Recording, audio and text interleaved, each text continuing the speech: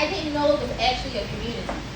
So like, to be quite honest, Mr. Inconsiderate, he's a musician, and I went to a jazz event at the Civil in Baltimore, which is no longer there anymore.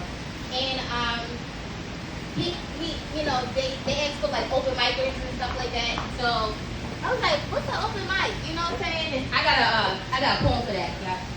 Yeah, it's in the book.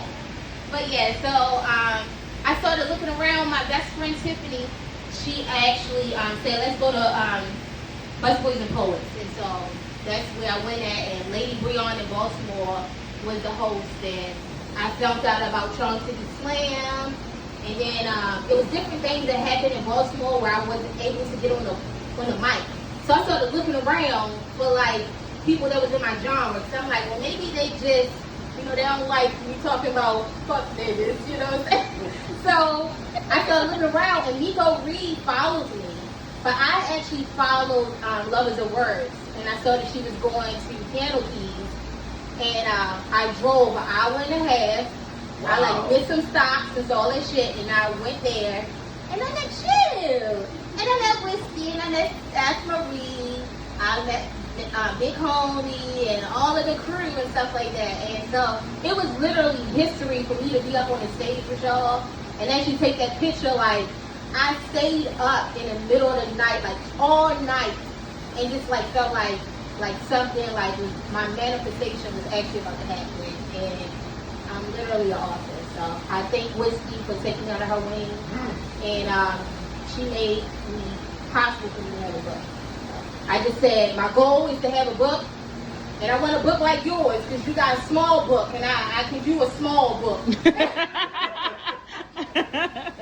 And so she was like, I got you. And she sat with me for 2 weeks.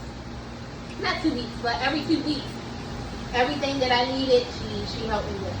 And so I was there with her for her open mics and stuff like that, but she literally took me on her wing and helped me. That's what's up. So mentorship is important. That's actually how I started my first book. I had a friend in the poetry community, and they wrote a book. And I'm like, how do you do this? And we sat down and had a conversation and stuff like that. So, for those of you out there who are interested in writing, all it takes is a small conversation. Some people pay like, hundreds of dollars to get, like 30 minutes and have that conversation. But being in the poetry community, finding community is very important.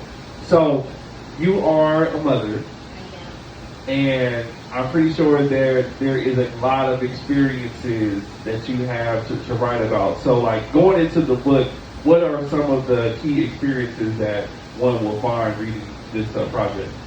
So it's called Vibrations of Love, and in January, I felt like I was hitting rock bottom. Like I just went through like this metamorphosis, and I just shut down.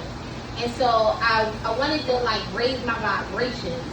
And I just like got on YouTube.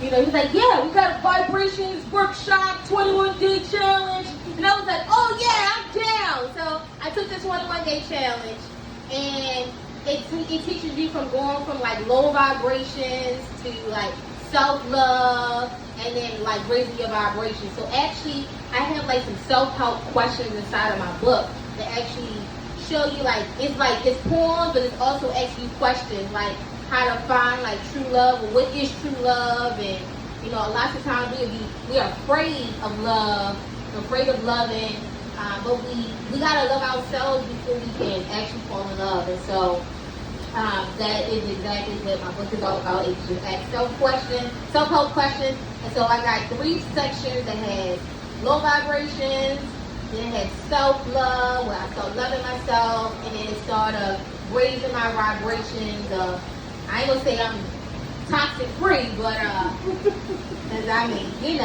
but I know what this shit is, and so I know. Okay. Second to last question.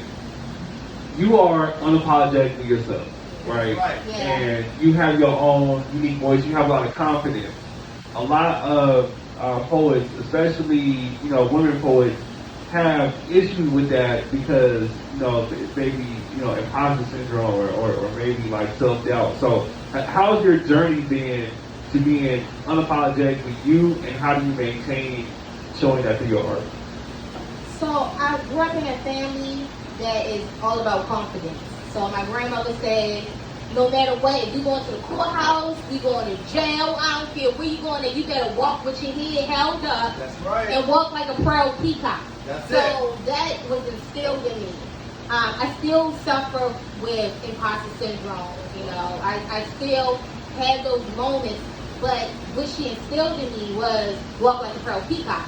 So no matter what's going on, like I had some issues going on when I came in here, but that should not stop me from doing what my purpose is, and that you go from a sad face to you wake up and you gotta do it, And then if I'll cry when I'm driving home, because I don't know what my life will be like when I get home, but walk like a pearl peacock, and I live by that, so. Okay, most definitely. So last thing, any words of inspiration or encouragement, and what can we expect next from you?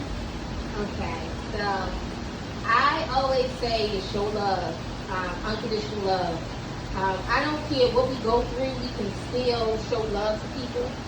We get so trapped into, what we're going through and the trauma that we go through that we feel like we just supposed to treat people like shit. But, we still need to show love to people.